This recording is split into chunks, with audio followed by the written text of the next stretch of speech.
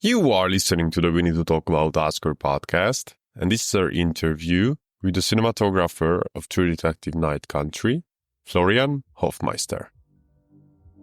And then later on in episode 6, obviously, the mystery of the entire station and the showdown in it, that then takes over. And by that time, the relationships are so well established that the camera really tells the story of them being trapped in this space and, how darkness encroaches on them.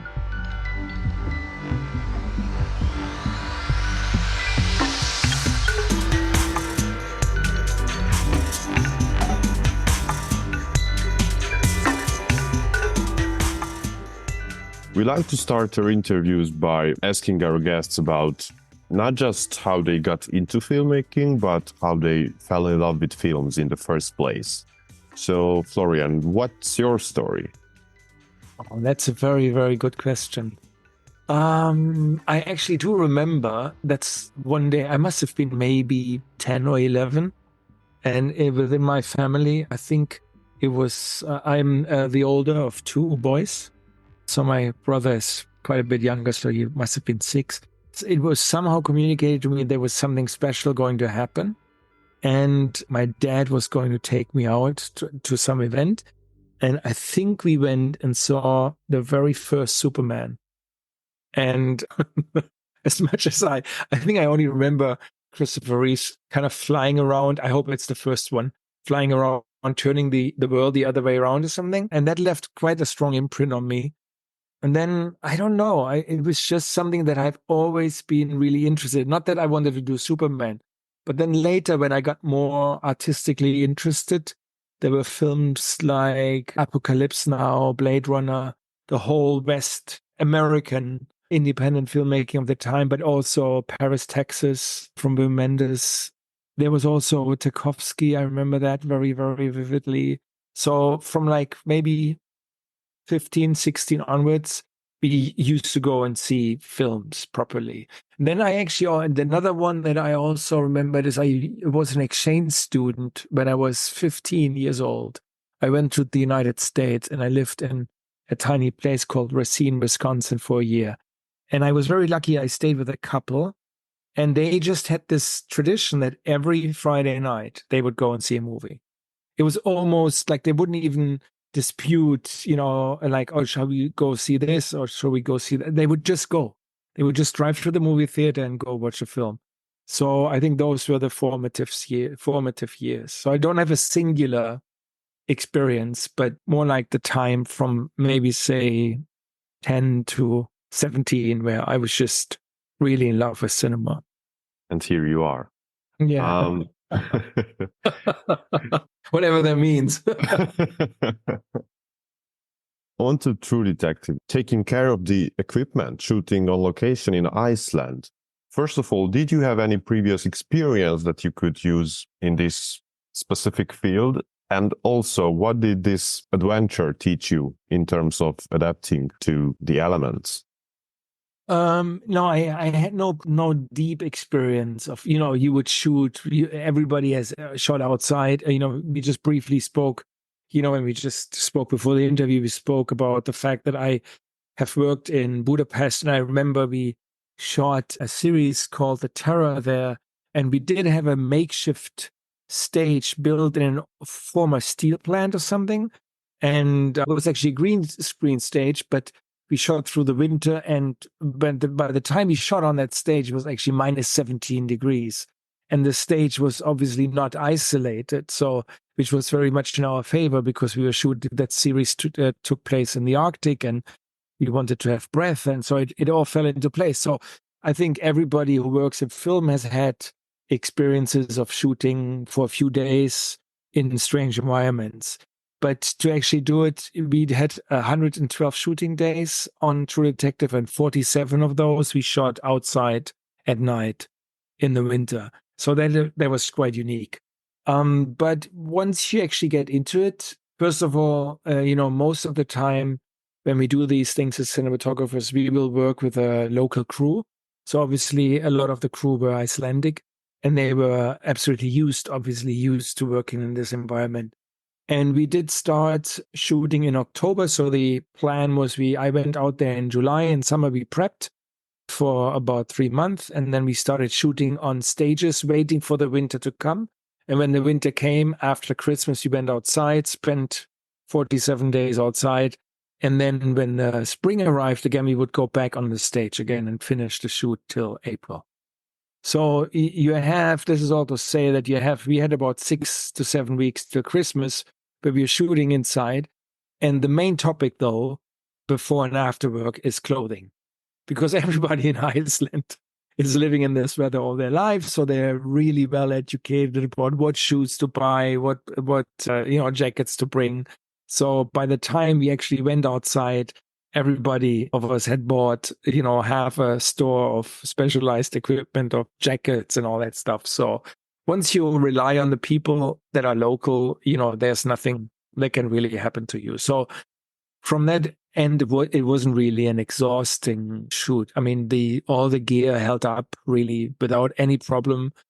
Nothing failed us. The monitors, just when we had hit -17, actually, we did hit it outside, the monitors get a bit slow. So you have a little bit of a lagging image, but that's about all. And when shooting outside is pushed so much to the extreme, but of course, many scenes include interiors, how do you connect these in your mind and thinking? Is this where the script comes in especially handy? Yeah, I think that was one of the challenges of this, and I actually, in a very positive sense, because obviously when you pick a project, you always think, what is the thing that will fascinate me aside from the story. The story is obviously the first point of entry, but then other things happen. What could be the fascinating second theme of this? And I was very much aware that first of all, everything would take place at night. Then the next challenge was that this was shot in Iceland for practical reasons, but takes place in Alaska. So we have to make Iceland feel like Alaska. And then, like you say, we had all these interiors.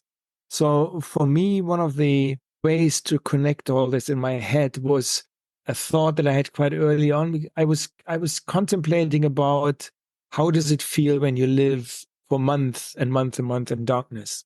Although one has to say, in Iceland and as well as in Alaska, there is a little bit of daylight even in the winter, depending on how far north you live. I mean, if you go all the way north, obviously there's no light anymore. But at the longitude where we were operating on, you have about, say, 3 to 4 hours. Feels like there's a sunrise that lasts for about an hour and a half or two. And then the sun sometimes just comes up and then disappears again for another 1.5 or 2 hours, and then it's dark. But the majority of the time you spend in complete darkness. So how does that change your perception of light? And one of the things I thought is that light has almost a survival task. So I feel it's not just beauty and changing how things look, but it has like a high utilitarian value. So I wanted to make this feel like that the moment you would switch off the light, that the darkness could swallow you and you would actually disappear and die.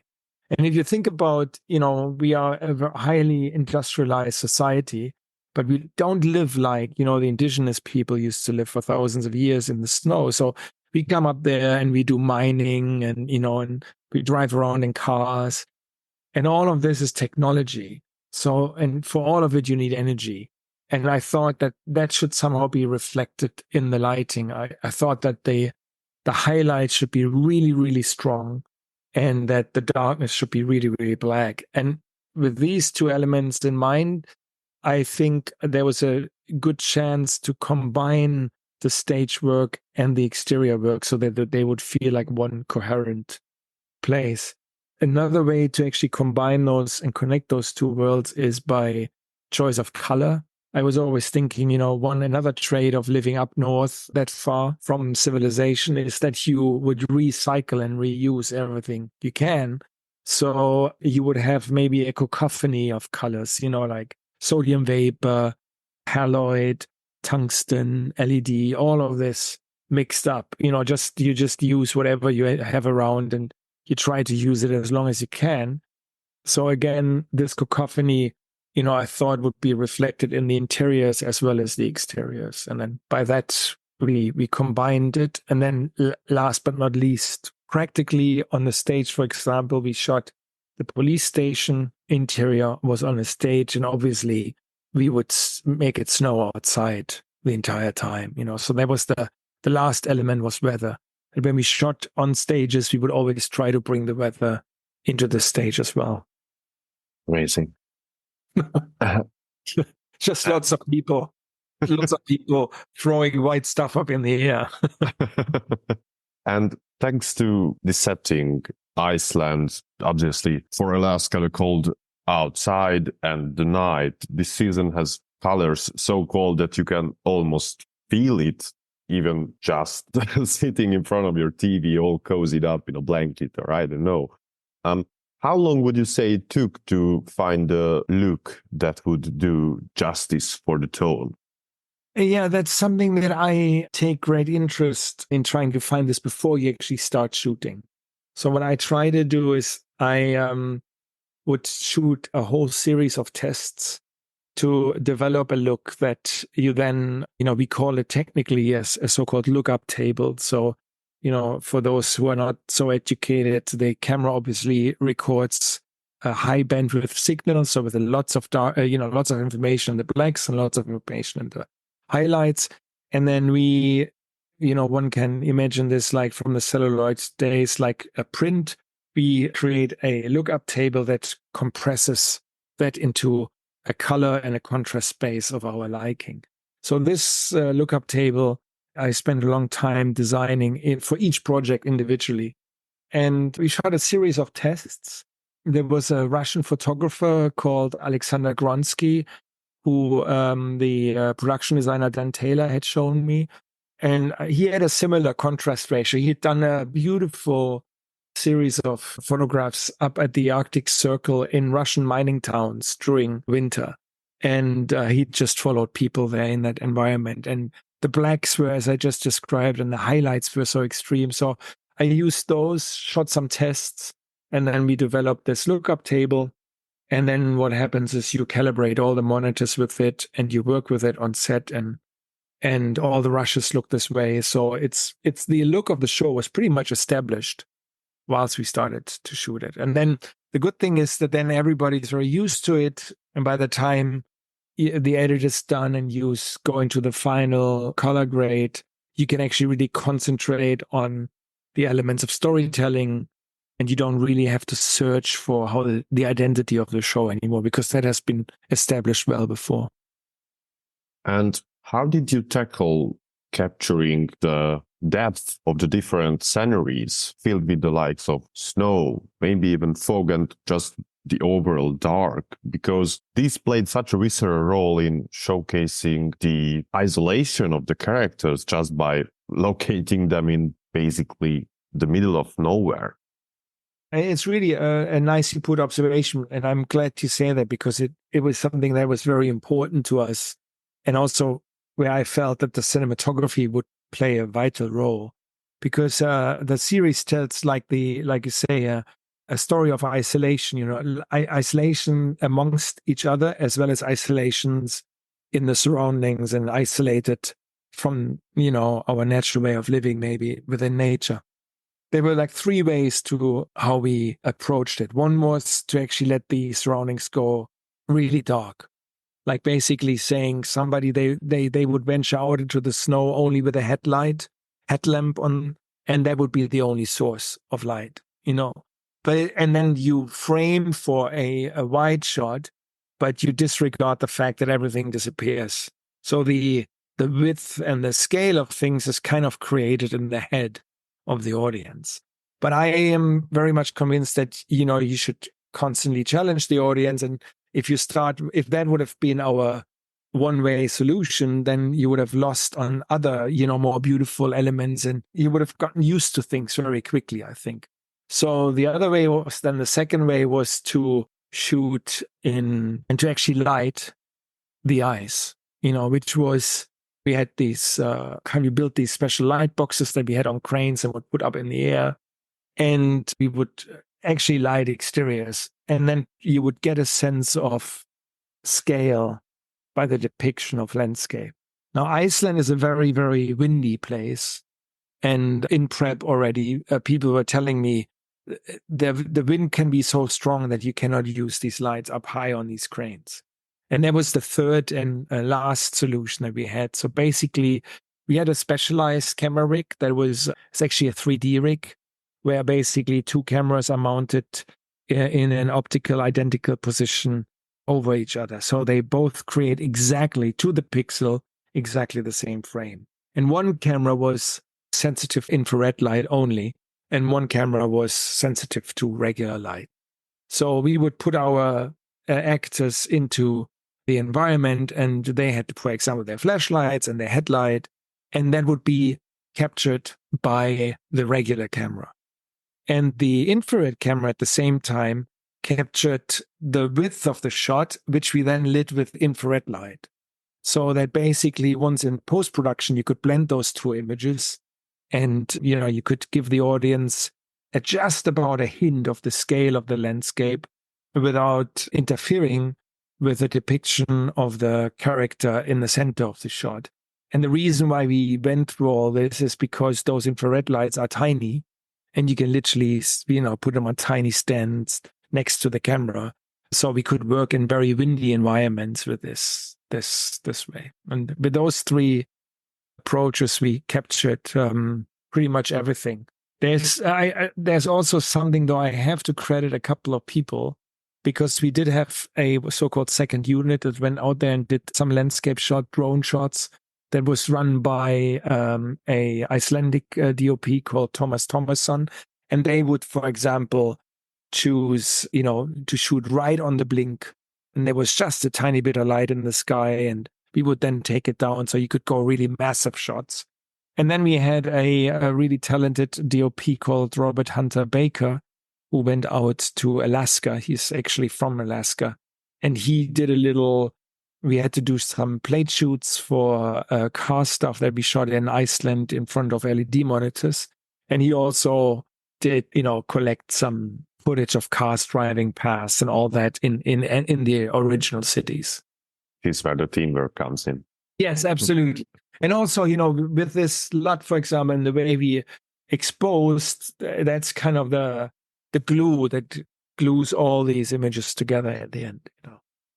Next to, or in addition to the main storyline where basically the detective work takes place, these 6 episodes have space for the more intimate or emotional moments the main characters can have. And obviously this is to a decent extent reflected in the way the camera moves and the speed of it. How much freedom did you have in this pacing-wise? Well, I think when quite early in prep, of course, I spoke, a lot with Lisa Lopez, the showrunner, writer, director. And it was a very fortuitous circumstance that she was also not only directing, but that she was the showrunner and the writer. So, you can develop a shorthand that once it comes to the actual shooting day, everybody knows what they're doing. And, you don't have to constantly reassure yourself that you're doing the right thing. We had spoken at length about the structure of the scripts. What I had found really fascinating when reading is obviously there's the whodunit, which is like the procedural stuff, which really describes the genre or sets the genre, sorry. It was very, very well crafted. Like I found myself after like episode 2 really thinking like, what the fuck is going on here? I was really thinking about it. So that was very well crafted, set a sense of mystery and tension. And then there were these elements of the supernatural that very much in part of Isa's identity as a filmmaker. She's very interested in that. She's explored those themes in her other films as well. And it's almost a way of thinking, that there's more than one world, I guess that's what she would say. So there was element 2, and then element 3 was the emotional temperature between these characters and their complex relationships amongst each other. So in those very early talks, he very quickly decided that the procedural bit would not be interesting to the cinematography. The procedural bit was what the scripts developed and delivered, and what was basically the plot that would pull the audience through. And we would, what was important for the cinematography was the supernatural in terms of really making another world feel plausible, normal, or, that suddenly a dead person can be standing in front of you, or, accentuating the horror. But more importantly, that the cinematography would deal with these emotional elements, the friendship, the isolation, the loneliness, and in that sense, those were the ones that would set the pace of I think, or would say would be at the center of our cinematographic observations. Obviously, those depend really on the performance. So it was something that, the way when after Isa had rehearsed and crafted the scenes, then we would oftentimes have a chat and then we would make the final decision, where to place the cameras. And one of the films that we had both referenced in prep that we both admired equally was Sicario, the first one by Denis Villeneuve and shot by Roger Deakins. And I think that's a really good example where the procedural is always dealt with in a very remote way. It's almost, it just happens and it's just observed. And that's something that we took from that film and applied it to this. And I think that worked rather well. And then later on in episode 6, obviously, the mystery of the entire station and the showdown in it, that then takes over. And by that time, the relationships are so well established that the camera really tells the story of them being trapped in this space and, how darkness encroaches on them. I'm so glad that you've mentioned this supernatural part of it, because we can feel and see this all through Night Country, how something otherworldly or eerie is going on. And how much do you generally gravitate towards subjects like these? Well, I mean, I always, I think at cinematographer's dream, or at least my understanding of cinematography, very early on, I came across somebody, I don't know, I can't tell you the origin of the quote, but I came across a line that I've always found quite plausible, where somebody said that good cinematography makes the normal look special and the special normal.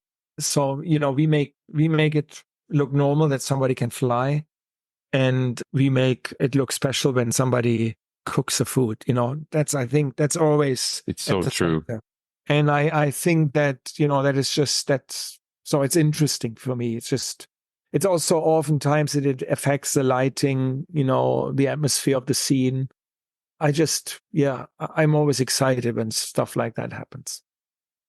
Partly I'm asking this because each season of True Detective is somewhat connected to or intertwined with the others, but obviously they have a very different feel to each one of them.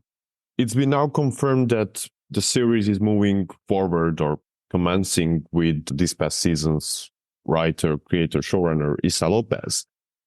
And if you were to return, nothing is confirmed in this department, according to my knowledge. So we don't want to start any gossips or anything, but let's assume that this was the case. As you are no stranger to genre-bending projects, what would be a direction considering atmosphere and just generally approach where you'd be like, okay, this is quite a challenge? Well, I would love to, look into the future really, but it would have to start with me reading the scripts. And Isa and I are consider this a really fruitful collaboration that was joyful for both of us all the way through, the cold and the ice and the stress that comes with that.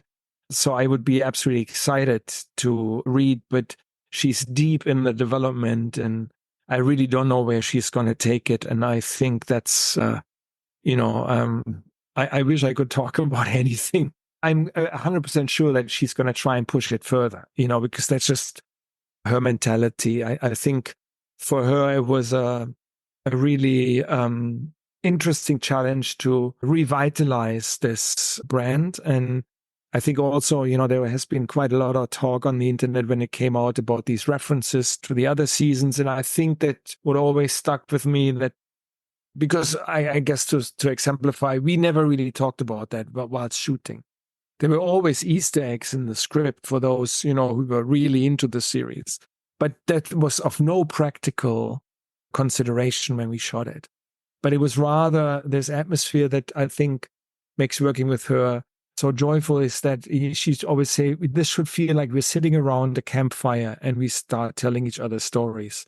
And obviously within the human psyche, there are characters, archetypes that then pop up, that if you tell yourself a scary story, there will be something in there that you have sensed or experienced before. And I think coming from that background, these Easter eggs and references to the first season, I think can be judged. So I am 100% sure that if, when she comes out with scripts for the next season, that there will be an equally exciting push to take these themes even further. I don't know. This is just whatever I'm saying speaks more of my admiration for her and the experience I had working with her than of any other knowledge. And to wrap up, yet not letting you go that easy regarding upcoming projects. As far as I know, you are currently working on a new one in the UK. What can you tell us about this? Oh, it's new venture of yours, if you can. It's something very different. I'm doing maybe one can say a black comedy with an American director, Jay Roach, who has a great history in comedy as well as in political filmmaking. He did Austin Powers as well as Bombshell most recently. And we're doing a black comedy here in the UK. So it will be something completely different. It will be dark, but more in humor than in lighting. Wonderful. Can't wait to see it.